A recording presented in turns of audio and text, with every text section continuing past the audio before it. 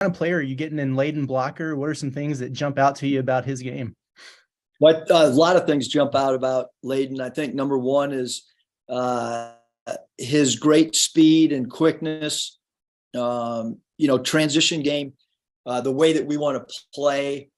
He possesses all that. He's got great toughness, which the toughness is a big part of our DNA. He's an excellent defender. Can score the ball at the point guard position. But just we love his toughness, love his love of the game and his want to improve. He's really thirsty to gain knowledge about the game. Not normal conversations with him oftentimes. He's trying to get an edge. He's very focused on where he wants his career to go.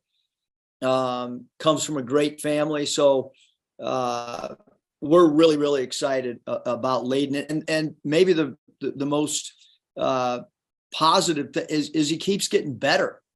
Some guys plateau and he's a guy that continues to be on the rise, which is really important going into his senior year. And then obviously it'll be extremely important playing for us, a year from now.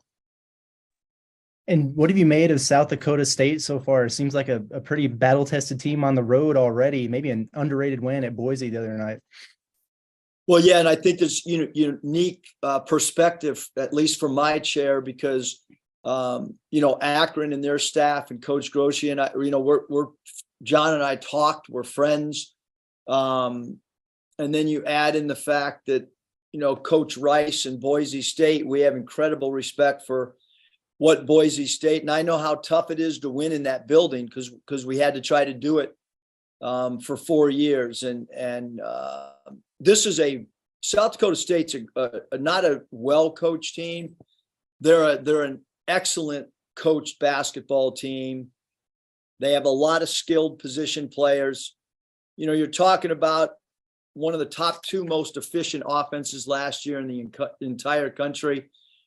You're talking about great shooting at the 1, 2, and the 3 spot. 34 Arians can he's a lefty. He's got great toughness. He can make open threes. He's got a pull-up game off the bounce mid-range. Mayo, number 2, a primary scorer, can create his own shot, has great range. He's got deep range. Easily number 30 at the small forward spot, can really shoot the ball. Kyle, number 42, is an excellent freshman. A high-level player. Their staff did a great job of recruiting a player that can be, put in a starting lineup and produce early in his career. And then 32, Detlinger is a guy that is off to a great start the first 2 basketball games for them. He was part of the rotation last year, who's now elevated his game as opportunity. And then off the bench, they got 2 really good shooters in number 1, Mims, and number 15. Those guys can really shoot the ball. And then Apple, we're assuming is coming back or close to coming back. Number 13, who's will be one of their best returning players, who has not played in the first 2 games, but it would be anticipated that he would play in our game Wednesday. And then number 11, Moores, plays extremely hard as well at that forward spot for South Dakota State. Bob? Hey, Eric, how you doing? Just wondering, has Nick been able to practice with you guys at all, or what's his status for this game? Nick has not. Yep, Nick has not practiced. He's doing some stuff on his own, shooting, rehabbing with the trainer. So would you anticipate he's out for this game again, or what would you say about that? Well, yeah, he hasn't practiced, Bob. So, we're just going to stick to going day by day and but he has not practiced with us, and he continues to slowly, but surely, improve and each day that goes by gets closer to rejoining us in practice, but is not there as of today. How would you say you guys have handled not having him? Because obviously he's a great player, and you guys have had two pretty good wins. It looks like. Guys, how do you think y'all have handled that, and maybe what adjustments have you had to make without him? We had to make a lot of adjustments without Nick because we spent a good portion of our off season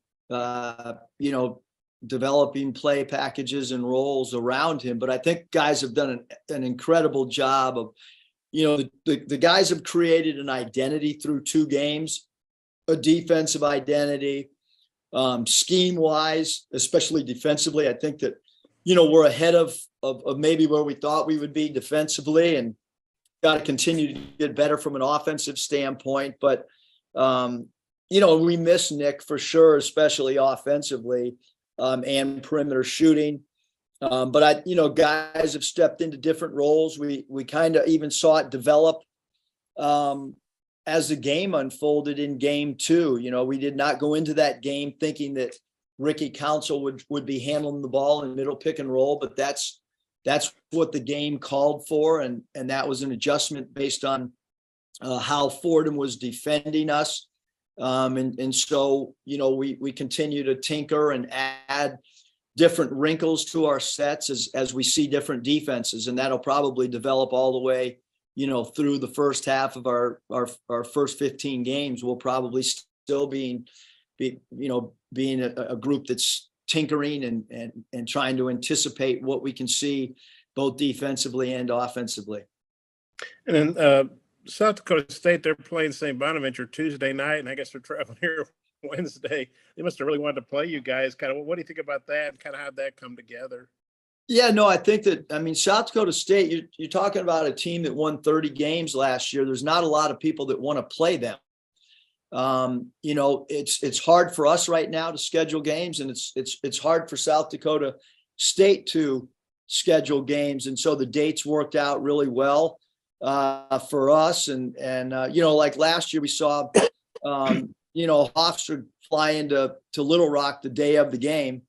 And they didn't charter. We're anticipating South Dakota State will charter and get in the night before the game, but it didn't really affect Hofstra too much because that was probably, a game that we felt they were as ready to play against us as anybody that we played all last season. So, with the shooting that South Dakota State has, if we don't play great, 3-point defense, and they're a much underrated post-up team, they're going to throw the ball inside to 32 Detlinger, and they're going to throw it into 42 Kyle. So, you got 2 dilemmas. You got to guard the 3, and you also have to guard them at the 4-5 spot, interior post defense wise as well.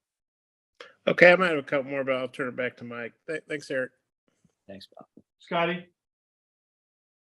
Yeah, Eric, I'm just curious if you could expound maybe on what you saw with Ricky handling the ball. I know we talked about it plenty already, but he had 7 assists, but the first 6 went to a different guy. So I guess he pretty much got everybody involved at some point in the game. Well, we really liked how Ricky read the defense. He knew where his other 4 outlets were. I thought that, especially on the fly, adding 2 guys to the dunker spot and then having a guy set a pick and roll, your spacing's a little bit unique, to say the least. We did a good job of short rolling and then being playmakers out of that. And then I thought the one guy that we kept in either corner did a good job of staying disciplined and not creeping in. But Ricky is a guy that can get to the rim. He can make mid-range shots. He's a really, really good mid-range shooter.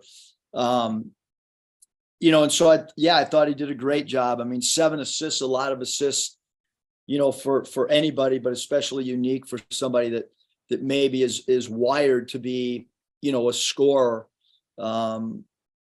Look, Mike would have to tell us. I'm assuming that's his career high from assists as well. And your guys seemed pretty in tune with each other the other night, at least defensively, diving for loose balls, covering for each other. Is that kind of an early sign that there's some chemistry forming with this group? I think there's some really good chemistry. It's interesting whether I talk to Mike Lombardi, a former NFL executive, or I talk to Phil Nevin, who's obviously a manager for the Angel. Some of these guys are not they're not basketball experts, but the big thing I like, hey, you see a theme or identity that our guys are playing with. And I think the last 2 years, when I've asked people that are not necessarily only watching Arkansas, or maybe they're not in the building and they're watching via TV, I think toughness, getting to loose balls, defending for 40 minutes, those are some of the themes that we've heard the last 2 years, and maybe a little bit earlier than prior years. We're starting to hear those descriptions of our team, which is a good sign. And then, hey, we still got a lot of areas we got to get better at. And South Dakota State, they exposed every defense. I mentioned Leon Rice and how well coached Boise State is. And quite frankly, South Dakota State exposed Boise State's defense in a lot of areas. And when you have such a proficient offensive system, that players that really, really fit your offensive style and scheme, like South Dakota State, we just hope that we're not exposed in areas that maybe they exposed Akron as well as Boise at different spots, during their game. Hutch. Yeah, Coach, you mentioned that there's several things y'all got to improve on still. I wonder if there's maybe one or two things at the forefront of your mind as you go into this South Dakota State game before you have the big Maui Invitational next week.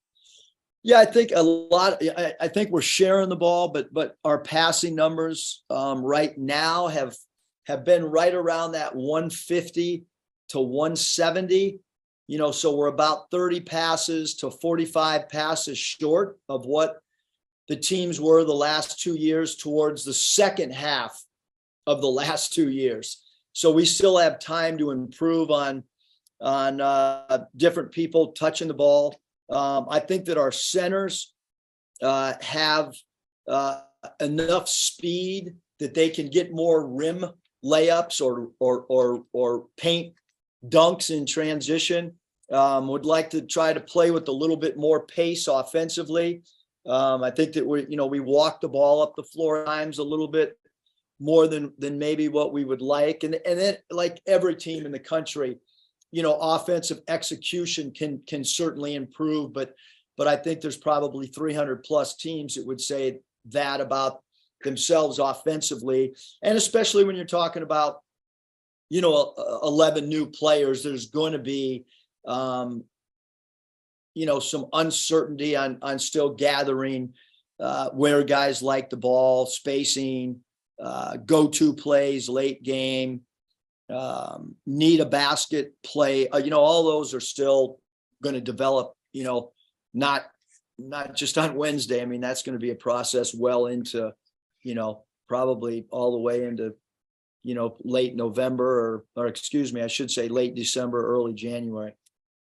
And you mentioned Jalen Graham after the last game, how he seemed to make a lot of the minutes he got.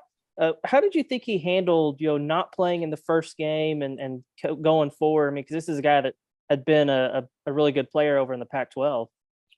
Yeah, I mean, I think that there's so much that goes into making decisions on who plays, matchups, how the week of practice is going. There's a lot of stuff that goes into, decision making behind closed doors. And I thought Jalen had a great week of practice, a better week of practice than maybe what he had shown. Yesterday was a great sign. There was 3 guys that stayed deep past practice yesterday. He was one of them. We had maybe not seen that, the last month or so, but last week, great practice. Yesterday, stayed, worked on his game, because he is a guy that can really, really score the ball. If anybody tries to play him straight up one-on-one in the post, he's going to get a good look at the basket because of his quickness and his ability to feel the defense and spin away from help. Andrew? Yeah, Coach, Trevor Brazil's been coming off the bench for you, but obviously he's going to play a ton of minutes for you. When you're evaluating those other big men, how important is it for them to mesh well with him offensively and on both ends of the floor, really? Yeah, I mean, I think with TB, it's interesting. In practice, he plays a lot of small forward for us. In the games, he's prominent, basically played probably about 97% of the time at the power forward spot. We'd eventually like to get him, a few minutes at the small forward spot as we go against some teams that have a little bit more size.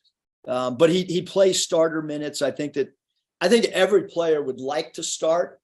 But what I do know that every player over wanting to start is how do I play 30 plus minutes?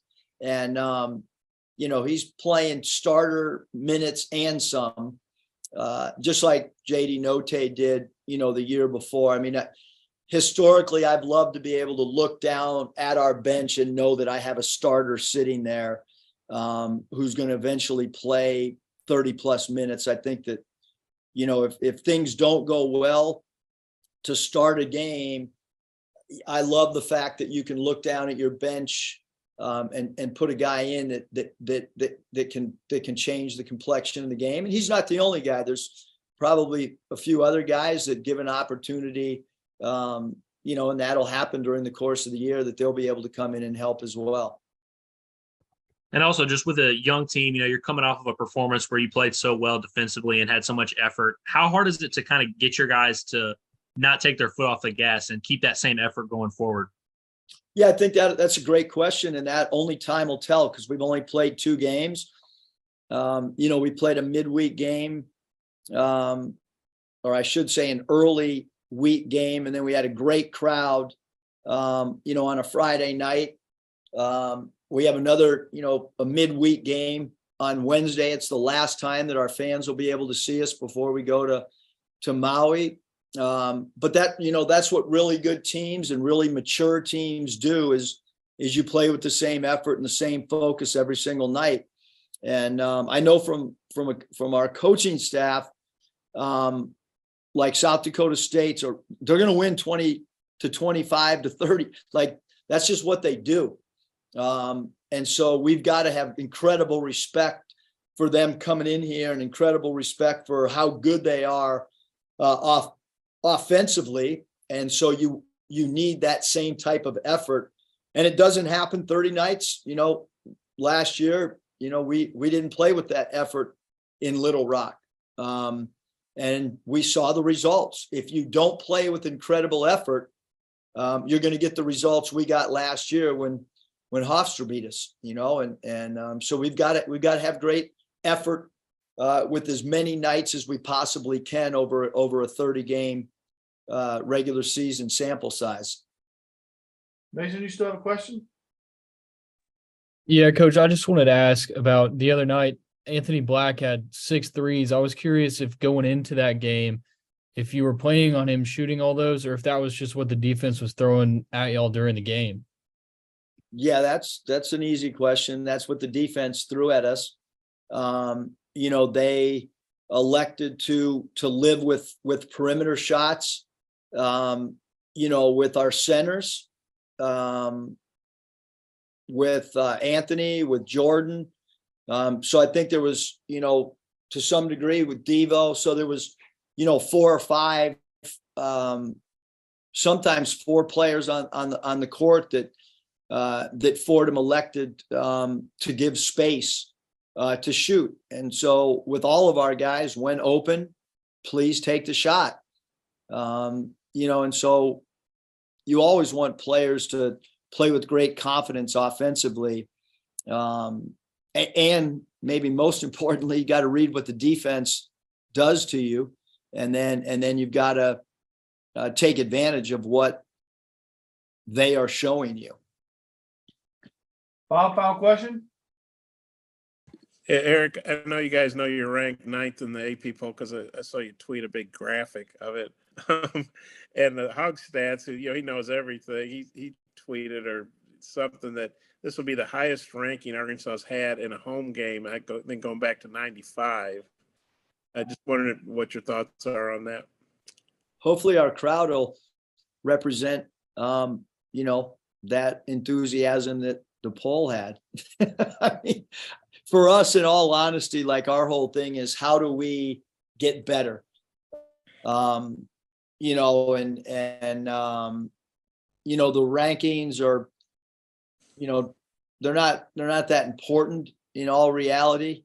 Danielle was awesome this morning because she's like, I can't wait to see the polls and see how wrong they are, because she watches games with me every night. She'll watch for 5 minutes and say, how is that team ranked? Or how is this team not ranked? Or so I don't know how you judge or evaluate 350 plus college programs in 2 games. To me, it's really hard. And again, I get that it's part of the landscape, but we got to get better in a lot of areas. And speaking of the poll, Tennessee got upset. Villanova did. Arizona State got. I think Johnny Jones guys got Arizona State. There's Johnny Jones did. I watched that whole game. ESPN Plus.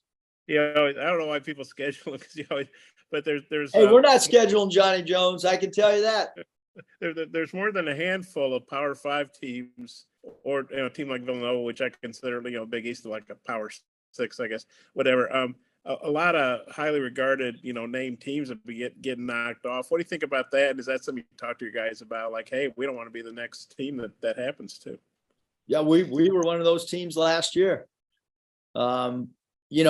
Look, the way that college athletics is in basketball, baseball, football, anybody can beat anybody.